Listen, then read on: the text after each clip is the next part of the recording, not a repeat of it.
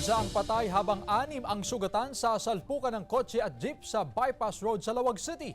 Nakatutok si Gab De Luna. Patay ang isang babae habang anim ang sugatan matapos magsalpukan ng kotse at pampaserong jeep sa Barangay Balakad, Lawag City, Ilocos Norte. Sa investigasyon ng PNP, paliko sana sa Barangay Road mula sa National Highway ang jeep at patungo sa kabilang direksyon ng kotse nang magsalpukan. Nasawi ang isa sa 5 sakay ng kotse, habang ginagamot sa ospital ang iba pa. Nasa kustodiya naman ng PNP ang driver ng jeep.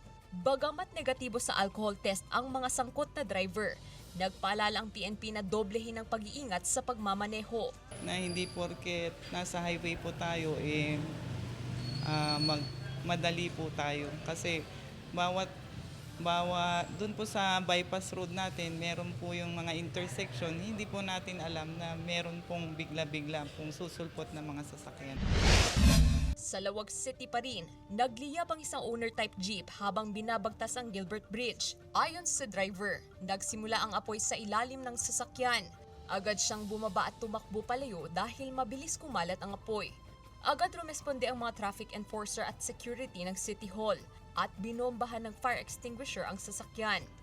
Inaalam pa ng BFP ang sanhi ng sunog. Wala namang nasaktan sa insidente, pero bahagya itong nagdulot ng mabigat na daloy ng trapiko sa tulay. Paalala naman sa publiko na magkaroon ng regular check-up sa sasakyan para makaiwas sa aberya. Gab De Luna, 1 North Central Luzon.